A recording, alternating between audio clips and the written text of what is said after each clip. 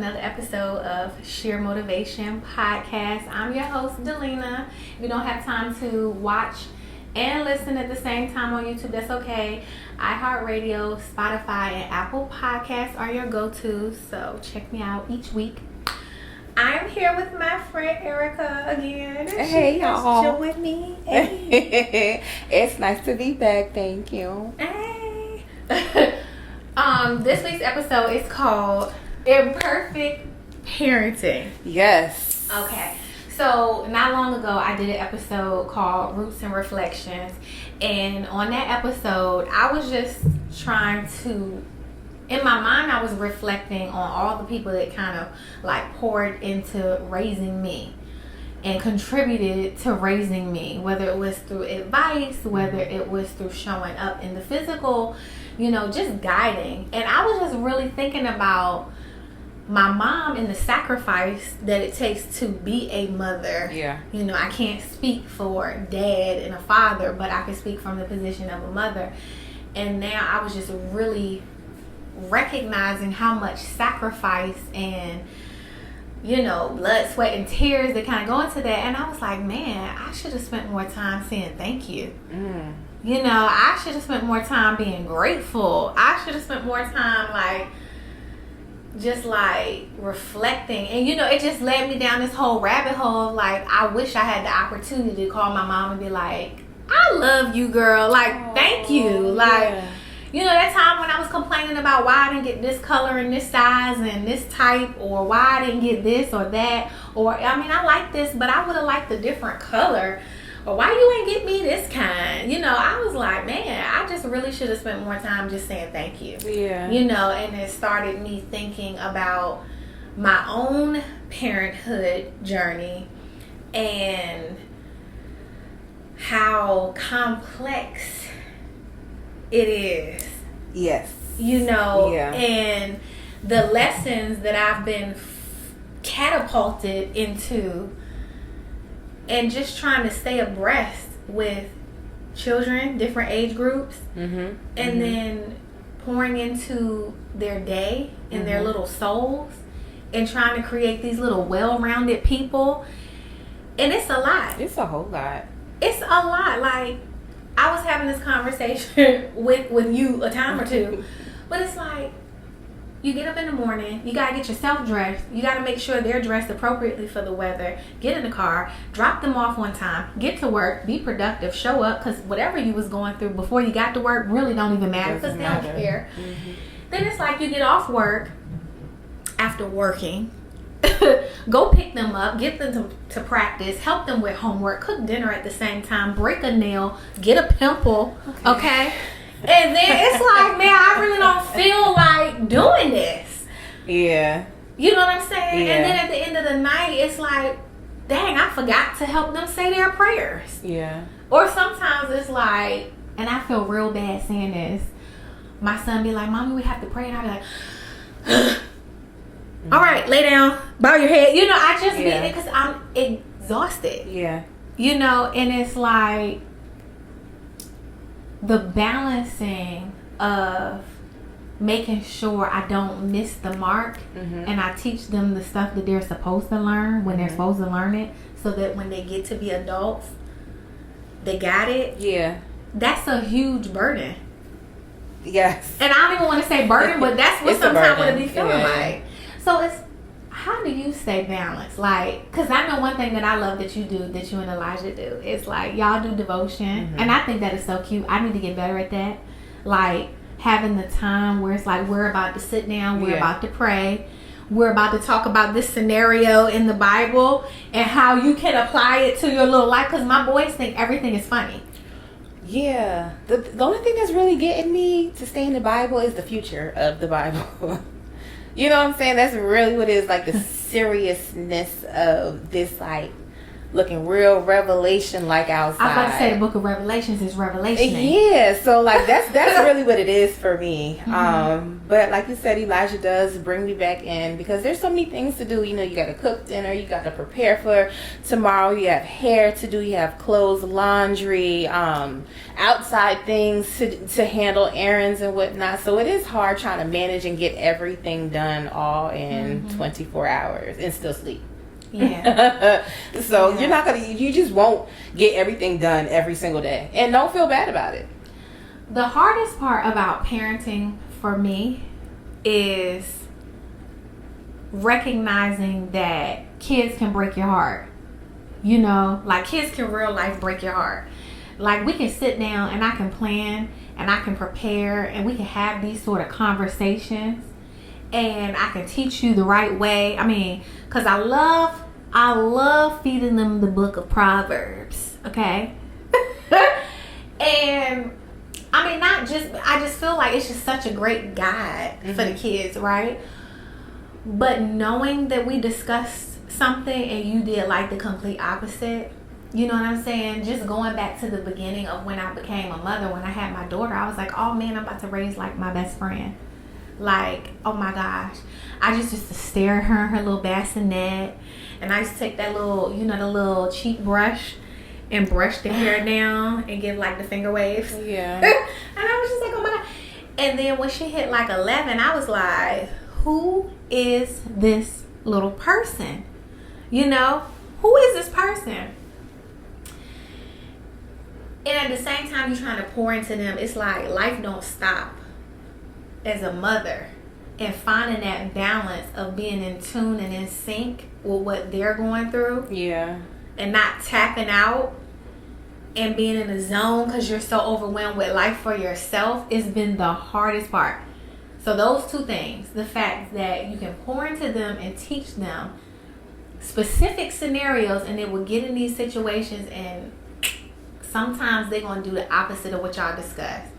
And then finding that balance of staying in tune with them, but not losing myself. Yeah. You know? Yeah. And understanding that they're my child, but they're not me. Yeah. And I can't live vicariously through them. Yeah. Mm-hmm. And it's like, you can see the train wreck coming. And it's like, you want to prepare them and prevent them and stop them. And parenting just don't work that way.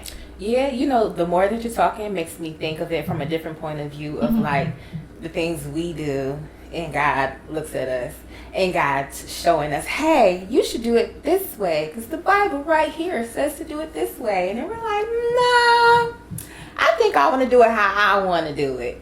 So I can only imagine how he feels, because we feels like, but we see it. We see what's about to happen. You're still going down that road. Why? So it's hard. Yeah. And I'm like trying to extend that grace like God extended it to me. And it continues to extend it to me. Because I know I done things that I know better. Just in general. Like going places I probably shouldn't go. The absorbent amount of alcohol that I've drank, just being a part of things and it just making choices that I'm like, I know, you know what I'm saying? So I get it, and it is the same concept with your children, and I guess it just feels different because we down here like in real time and flesh, in our flesh, in our flesh, heavy on the flesh, heavy on the flesh.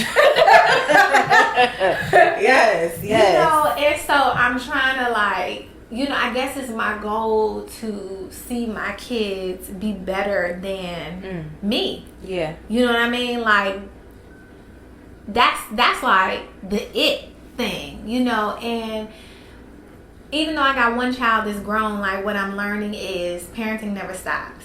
It just changes the need, the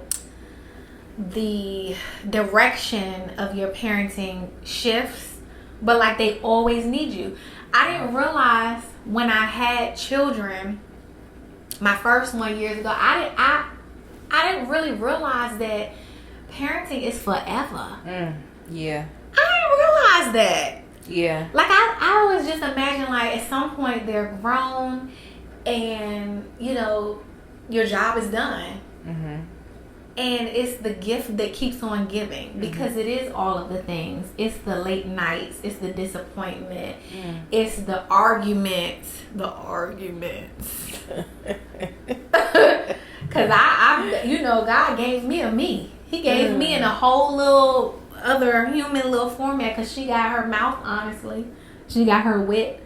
But she got her talent and her drive. You know what I'm saying? Her tenacity, her resilience. So it's like all of the things, you know what I'm saying? And it's like the good, bad, and different, you know. But it's being a parent has also challenged me to confront things about myself. Yeah.